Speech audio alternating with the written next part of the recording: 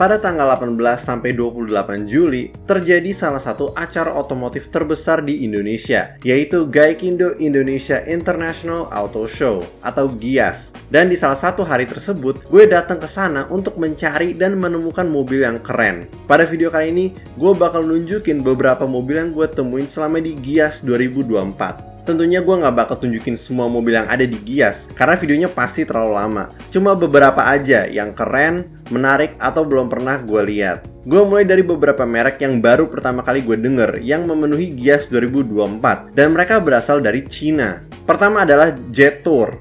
Merek ini fokus dalam membuat SUV. Salah satu mobil yang gue rekam bernama Jetour Dashing. Seperti mobil SUV lainnya, Jetour Dashing punya bentuk yang tinggi dan besar. Selain itu, mobil ini menggunakan mesin 1.5 liter inline 4 dengan turbocharger yang menghasilkan 156 horsepower. Kemudian terdapat merek VinFast, yang namanya kedengeran kayak ini adalah perusahaan milik Vin Diesel. Mobilnya bernama VinFast VFE34. Ini merupakan mobil SUV lagi, tapi ini merupakan mobil listrik yang menghasilkan 148 horsepower. Tapi secara penampilan, terutama dari depan, mobil ini agak jelek ya.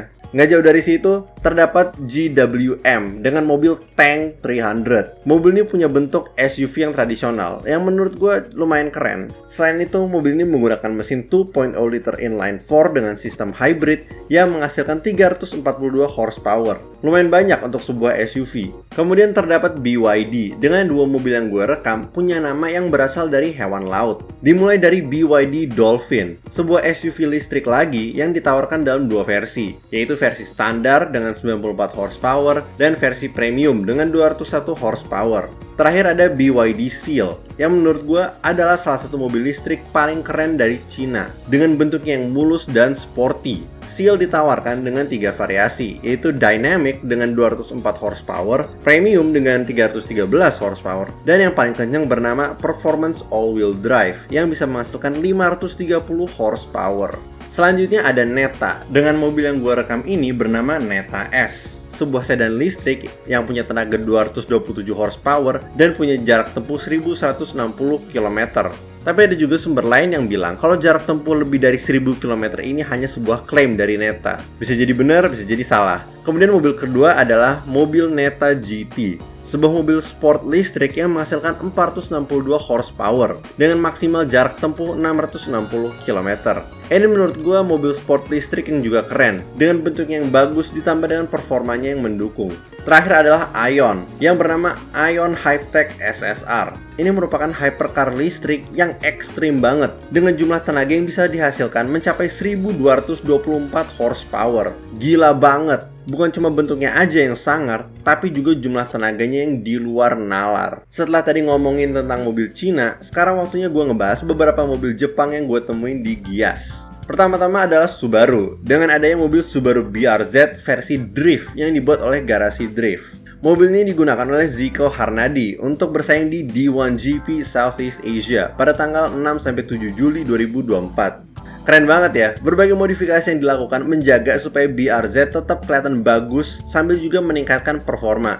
Dengan mesin pada mobil ini yang ditingkatin sehingga menghasilkan 450 horsepower. Di samping mobil ini terdapat BRZ yang standar. Walaupun tenaga yang dihasilkan dari mesin 2.4 liter flat 4 cuma 234 horsepower, itu nggak mengubah faktanya bahwa ini adalah mobil sport yang keren dan membuatnya lebih spesial lagi di lautan GIAS yang penuh dengan SUV. Di samping BRZ terdapat Subaru WRX. Nah, ini juga legenda. Sebuah legenda yang udah balapan rally dari tahun 1992 dengan mesin 2.4 liter flat 4 dengan turbocharger yang menghasilkan 271 horsepower.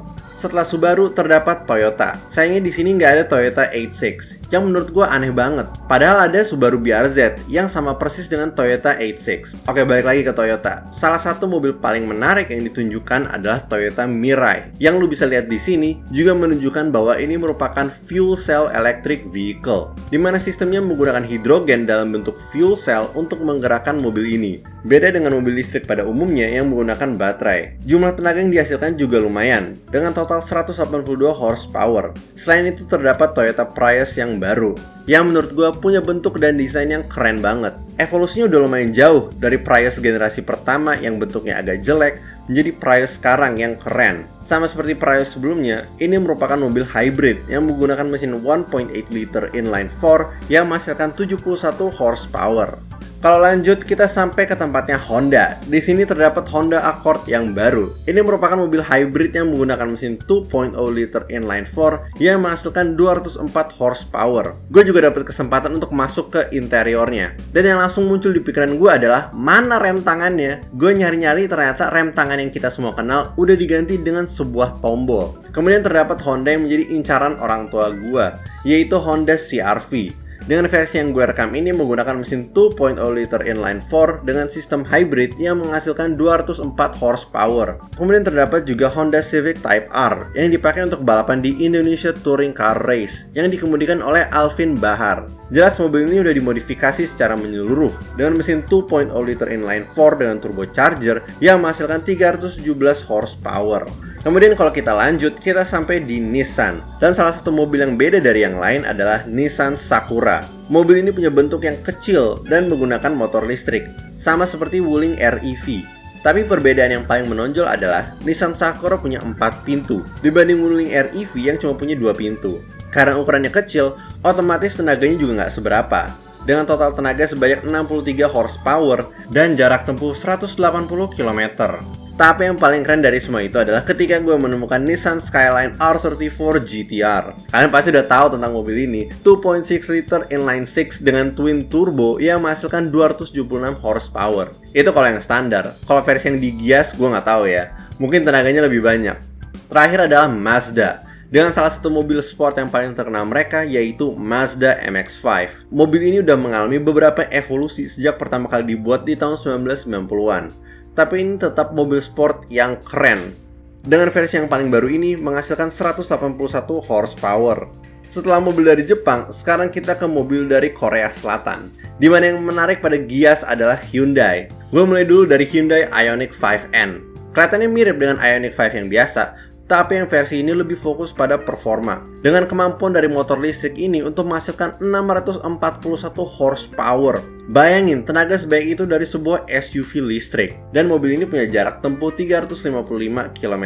Tapi masih ada satu mobil keren lagi yang dibawa oleh Hyundai, yaitu Hyundai Envision 74. Ini juga merupakan fuel cell electric vehicle. Tapi yang diutamakan adalah performa. Dengan jumlah tenaga yang mencapai 670 horsepower. Dengan kemampuan jarak tempuh sampai 600 km. Itu semua ditambah dengan desain yang mirip dengan mobil era 70-an dan 80-an, membuat ini sebagai salah satu mobil paling keren yang gue lihat di Gias. Lanjut, sekarang kita ke mobil Jerman. Dan pertama gue akan mulai dari Mercedes. Mobil yang pengen gue tunjukin pertama adalah Mercedes E200. Seperti semua E-Class, E200 yang baru ini adalah mobil sedan mewah, cocok bagi pengusaha atau pejabat. Mobil ini menggunakan mesin 2.0 liter inline 4 yang menghasilkan 204 horsepower. Selain itu terdapat juga Mercedes C300 yang baru, yang memiliki mesin 2.0 liter inline 4 dengan turbocharger yang menghasilkan 255 horsepower. Selanjutnya ada BMW. Pertama adalah BMW M2. Ini baru BMW yang keren. Grill depannya punya bentuk yang wajar dan gak di luar nalar. Selain bentuknya yang enak dilihat, ini juga mobil dengan performa yang mendukung. Dengan mesin 3.0 liter inline 6 dengan turbocharger yang menghasilkan 453 horsepower. Kemudian gue juga menemukan BMW Z4. Nah, Z4 yang gue sorot adalah edisi M40i yang menggunakan mesin 3.0 liter inline 6 yang menghasilkan 382 horsepower. Terakhir ada BMW M4 GT3. Nah, mobil yang spesifik ini digunakan oleh Sean Gelael untuk balapan di kelas LMGT3 di World Endurance Championship. Terakhir dari Jerman adalah Porsche. Di sini ada Porsche 911 GT3 RS yang baru. Walaupun gue sendiri nggak bisa ngebedain secara penampilan apa yang beda dari yang baru ini dengan versi yang sebelumnya, intinya adalah 911 GT3 RS ini menggunakan mesin 4.0 liter flat 6 yang menghasilkan 517 horsepower. Selain itu, terdapat juga Porsche Taycan, mobil sport listrik pertama dari Porsche. Yang ditunjukkan ini adalah edisi 4S yang bisa menghasilkan 456 horsepower dengan jarak tempuh 544 km.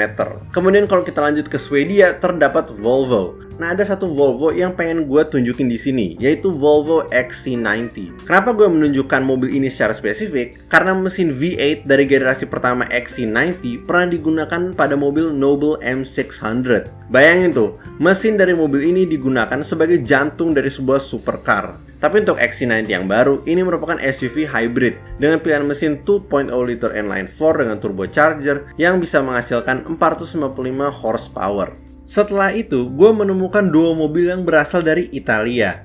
Yang pertama adalah Ferrari 488 Pista. Ini merupakan versi lebih kencang dari Ferrari 488 standar. Mobil ini punya bentuk yang sangar, yang juga didukung dengan performa yang luar biasa. 488 Pista menggunakan mesin 3.9 liter V8 dengan twin turbo yang menghasilkan 720 horsepower. Kemudian mobil yang kedua yang gue temuin adalah Ferrari Purosangue. Ini merupakan SUV pertama dari Ferrari, tapi mereka nggak lupa untuk memberikan sentuhan performa yang memadai.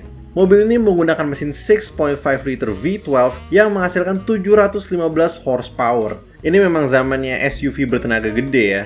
Terakhir kita ke mobil Inggris, dan gue mulai dengan MG4 EV. Ini adalah mobil listrik yang bisa menghasilkan 168 horsepower dan jarak tempuh 425 km. Tapi bagian yang bikin gue kaget adalah ketika MG membawa sebuah mobil sport, karena gue sama sekali belum pernah melihat atau bahkan mendengar namanya. Namanya adalah MG Cyberster. Ini merupakan mobil sport listrik dengan atap terbuka. Bentuknya lumayan bagus, dengan motor listrik yang bisa menghasilkan 537 horsepower dan memiliki jarak tempuh 503 km.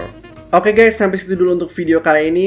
Lumayan seru pengalaman gue pas datang ke Gias, walaupun memang mayoritas mobil yang dipamerin cuma SUV. Sayang banget di Gias tahun ini nggak ada SMK, padahal tahun lalu mereka muncul. Mungkin masih terbang kali ya di tol langit dan nggak sempet turun ke BSD. Jadi gimana pendapat kalian tentang Gias 2024? Apakah kalian juga datang? Kasih tau pengalamannya di kolom komen ya. Kalau kalian suka video kali ini, jangan lupa untuk like. Kalau nggak suka silahkan dislike. Dan kalau suka banget, jangan lupa untuk subscribe. Makasih banyak guys!